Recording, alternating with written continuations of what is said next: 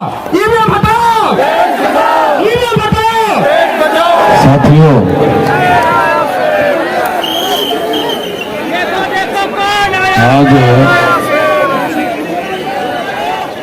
आज भैया सुनिए आप शांति से। ईवीएम के विरोध में देश भर में 4 चरणों का आंदोलन हमने शुरू किया था। 4 चरणों के इस आंदोलन में आज का चरण जो है, चौथा चरण है, और सारे देश भर से यहाँ पर 32 राज्यों से लोग आए हैं। 32 स्टेट से लोग आए हैं और ईवीएम के विरोध में सारे देश भर में जब हमने इसके बारे में सबसे पहले शुरू किया था,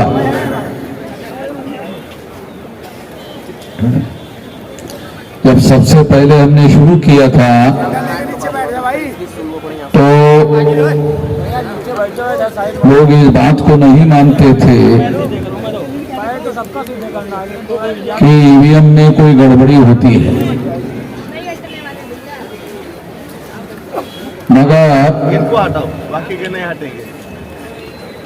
जो लोग इस बात को नहीं मानते थे कि ईवीएम में कोई गड़बड़ी नहीं होती है, कोई घोटाला नहीं होता है, अब लोग सारे देश भर के लोग ईवीएम में घोटाला होता है इस बात को मानने के लिए राजी हो गए हैं। हम सब लोगों के लिए खुशी की बात है कि अब सारा देश जो है ईवीएम में घोटाला होता है और घोटाले से चुनाव हो रहे हैं, इस बात को अब लोग मानना शुरू कर दिए हैं। 2019 के चुनाव में चुनाव आयोग ने ये कहा था कि ये जो डाटा है, ईवीएम मशीन का डाटा है, पेपर ट्रेल का डाटा है, इसे साल भर सुरक्षित रखा जाएगा। मगर चुनाव आयोग ने 4 महीने में ही इसे नष्ट कर दिया। 4 महीने में नष्ट क्यों कर दिया? क्योंकि चुनाव आयोग को मालूम था कि ईवीएम में जो घोटाला किया गया है उसका दस्तावेजी प्रमाण, ये पेपर ट्रेल मशीन का जो कागजी एविडेंस है उसमें डॉक्यूमेंट्री एविडेंस है कि ईवीएम में घोटाला किया गया है। इसलिए चुनाव आयोग को ये चीज मालूम होने की वजह से इसे चुनाव आयोग ने साल भर सुरक्षित रखने के बजाय 4 महीने में ही नष्ट कर दिया। साथियों, मैं थोड़ा आप लोगों को बातें समझ में आ जाए, क्योंकि जो बात मैं समझता हूं वो बात आपको भी समझ में आ जाए कि ईवीएम मशीन को किस बैकग्राउंड के तहत लाया गया, तो आपको ये बात समझ में आ जाएगी। इस देश में बैलेट पेपर पर चुनाव हो रहा था और जब बैलेट पेपर पर चुनाव होता था तो 84 में कांशीराम जी ने ये नारा लगाया, वोट हमारा राज तुम्हारा, नहीं चलेगा नहीं चलेगा नहीं चलेगा, ये कांशीराम जी ने नारा लगाया था। तो भारत का जो शासक वर्ग था उनको ये लगा कि जो लोग शासक चुनने का काम करते थे और दूसरे ही लोगों को शासक चुनते थे। अब कहने लगे वोट हमारा, राज तुम्हारा, नहीं चलेगा नहीं चलेगा। तो अब ये लोग अपना शासन बनाना चाहते हैं, अपना शासक बनाना चाहते हैं, शासन बनाना चाहते हैं, अपना राज बनाना चाहते हैं। आप लोगों को याद है या नहीं है मालूम नहीं कि 84 को 14 अप्रैल 84 को काशीराम जी ने बहुजन समाज पार्टी बनाई और 81 में 6 दिसंबर 81 को उन्होंने एक संगठन बनाया था DS4। कुछ लोगों को जानकारी होगी, कुछ लोगों को जानकारी नहीं होगी। हम तो इस आंदोलन में शुरू से संघर्ष में शामिल होते रहे। तो DS4 के द्वारा भी चुनाव लड़ा गया था और चुनाव लड़ने की वजह से इस देश के शासक वर्ग में ये मैसेज गया था कि अब ये लोग शासक चुनने का जो काम करते थे, क्योंकि वोट के अधिकार में 2 अधिकार शामिल है। ये समझने की जरूरत है हमारे लोगों को। हमारे लोगों को ये बात समझ में नहीं आती है, ये आज भी हमारे लोगों को समझाने की जरूरत है। वोट के अधिकार में 2 अधिकार शामिल है, शासक चुनने का और शासक बनने का। हमारे लोगों को, तमाम लोगों को ये बात अभी भी समझ में नहीं आती ठीक से। वोट के अधिकार में 2 अधिकार शामिल है। एक अधिकार है शासक चुनने का और शासक बनने का। तो हमारे लोगों की औकात 84 तक, हमारे लोगों की जो औकात थी, मूल निवासी बहुजनों की औकात थी कि वो वोट के अधिकार का उपयोग शासक चुनने के लिए करते थे और ये मानते थे कि शासक बनना हमारा काम नहीं। हमारे लोग ऐसा मानते थे कि शासक बनना हमारा काम नहीं है, इसलिए वो शासक चुनने का ही काम करते थे और दूसरों में से शासक चुनते थे।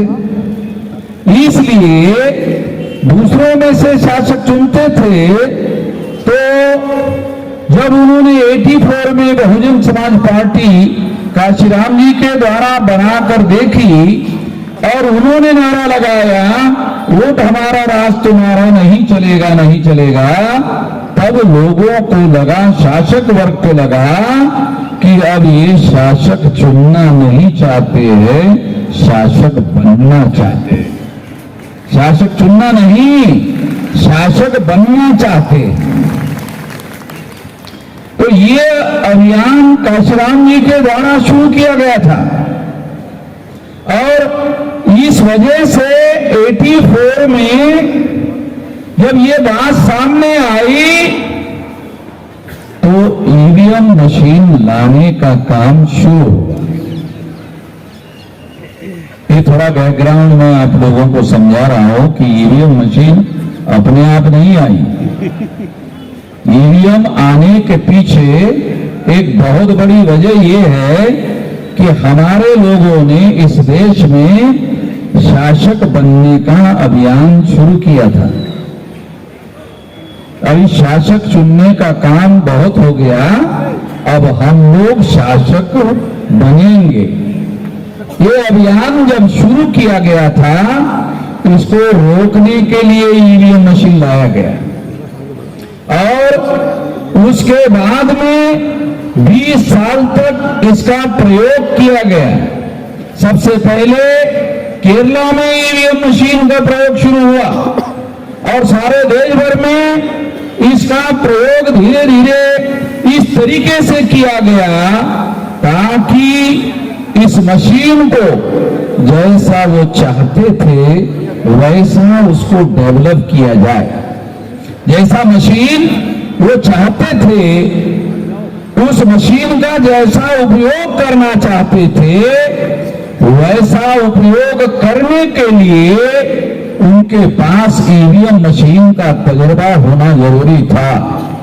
इसलिए 84 से लेकर उन्होंने 2004 तक पे प्रयोग किया और 2004 को फिर सारे देश भर में ईवीएम लागू किया। क्योंकि हमारे लोगों को बहुत सारी बातों की जानकारी नहीं होती है, इसलिए ये बात मैं आप लोगों को बता रहा हूं, समझा रहा हूं।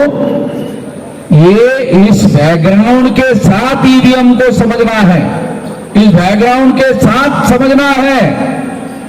इसलिए ये बैकग्राउंड आपको मैं समझा रहा हूं कि ईवीएम का लाने का जो बैकग्राउंड है वो ये है कि जब लोग जागकर अपने अधिकार का उपयोग करते हुए शासक बनने का जब लोगों ने अभियान शुरू किया, तब उसको रोकने के लिए ईवीएम लाया गया।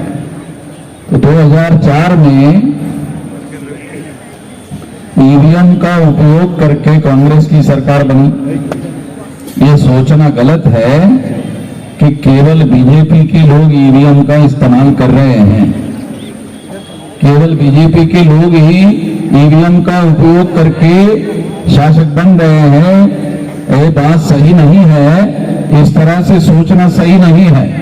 2004 में कांग्रेस ने ईवीएम का इस्तेमाल करते हुए सरकार बनाई, 2009 में कांग्रेस ने सरकार बनाई और जब इसके सबूत डॉक्टर सुब्रमण्यम स्वामी इन्होंने इकट्ठा किए, इसके सारे सबूत इकट्ठा किए गए डॉक्टर सुब्रमण्यम स्वामी के द्वारा, और ये सारे सबूत इकट्ठा करने के बाद ये सुप्रीम कोर्ट को दिए गए। सुप्रीम कोर्ट को ये सारे सबूत दिए गए। लाल कृष्ण आडवाणी को कांग्रेस ने ये प्रस्ताव दिया था। क्या प्रस्ताव दिया था कि हमने 2 बार घोटाला करके सरकार बनाई है, तुम भी 2 बार कर, और हमारी छोटी सी शर्त है, चुप हो जाओ। आडवाणी की विचारधारा से हम सहमत नहीं है, मगर ईमानदारी इंडिविजुअल कैरेक्टर होता है। ये ईमान होता है ना, ईमान ये इंडिविजुअल कैरेक्टर होता है। तो आडवाणी जो है वो ईमानदार आदमी था। वो जो कचरे के ढेर में पड़ा हुआ है ना अभी, वो उसके ईमानदारी की वजह से पड़ा हुआ। आडवाणी जो है वो ईमानदार आदमी था, और उसके ईमानदार होने की एक वजह ये थी कि वो ब्राह्मण नहीं था। ये भी एक बड़ी वजह है। हाँ, लालकृष्ण आडवाणी जो है ये ब्राह्मण नहीं है, तो ये ईमानदार आदमी था, तो उसने इस बात को नहीं माना और ये मामला सुप्रीम कोर्ट लेके गए। अगर आडवाणी नहीं चाहते तो ये मामला सुप्रीम कोर्ट में नहीं जाता, सुप्रीम कोर्ट में लेके गए, और सुप्रीम कोर्ट में लेकर जाने के बाद 8 अक्टूबर 2013 को सुप्रीम कोर्ट ने फैसला दिया। फैसला है, जजमेंट है, कि काल्पनिक बातें नहीं बोल रहा हूं। ये सुप्रीम कोर्ट ने ये जजमेंट दिया। ये क्या जजमेंट है कि ईवीएम मशीन के द्वारा फ्री, फेयर एंड ट्रांसपेरेंट चुनाव नहीं हो सकता। ये सुप्रीम कोर्ट कह रहा है, ये कोई पार्टी नहीं कह रही। नहीं तो बीजेपी वाले कहे थे अरे वो चुनाव हार गया इसलिए ऐसा कह रहा। तो सुप्रीम कोर्ट पार्टी थोड़ी है। सुप्रीम कोर्ट ने तमाम लोगों की बातों को सुना, सरकार का भी सुना, चुनाव आयोग का भी सुना, विरोधी पार्टी का भी सुना। सबका सुनने के बाद निर्णय दिया कि ईवीएम मशीन के द्वारा फ्री, फेयर एंड ट्रांसपेरेंट चुनाव नहीं हो सकता।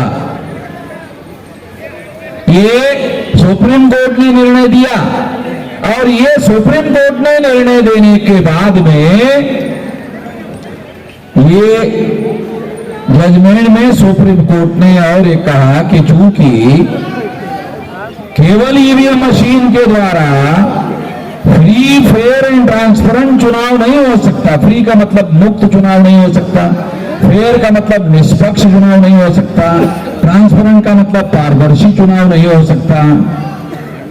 क्योंकि पहले जो ईवीएम मशीन थी उसमें वोटर वोट डालने के बाद उसका वोट किसके नाम पर जमा हुआ आंखों से दिखता नहीं था, आंखों से दिखता नहीं था। तो ये मशीन पारदर्शी भी नहीं थी। तो इस तरह से सुप्रीम कोर्ट ने अपने जजमेंट में लिखा हुआ है। और फिर जजमेंट में दूसरी बात लिखी कि फ्री, फेयर एंड ट्रांसपेरेंट चुनाव के लिए पेपर ट्रेल मशीन लगाना होगा। तो पेपर ट्रेल मशीन लगाई गई। तो पेपर ट्रेल मशीन लगाने से क्या हुआ?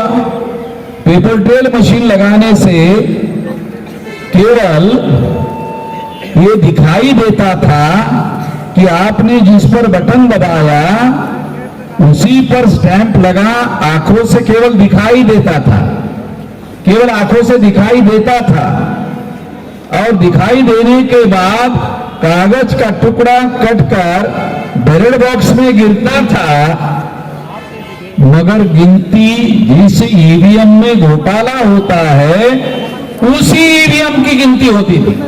यानी घोटाला सुप्रीम कोर्ट का निर्णय लगने के बाद भी बदस्तूर जारी रहा। क्यों? क्योंकि कागज का टुकड़ा गिरकर जो बैलेट बॉक्स में गिरता था उस कागज के टुकड़े की गिनती नहीं होती थी। ईवीएम मशीन ये टेक्नोलॉजी है। टेक्नोलॉजी क्या कर सकती है कि यान चांद पर गया, चांद पर जाने के बाद पता चला बॉम्बे के इंजीनियरों को कि कुछ यान में गड़बड़ी हो गई। तो बॉम्बे के इंजीनियरों ने कहा थोड़ा दुरुस्त कर लेते, यानी यान उधर है, चांद पर है, और इधर बैठे बैठे ही दुरुस्त करते थे इसरो में। यहां पर ईवीएम है और यहां पर वो आदमी है, वो यहां नहीं कर सकता, वो चांद पर कर सकता है? चांद पर सुधार कर सकता है।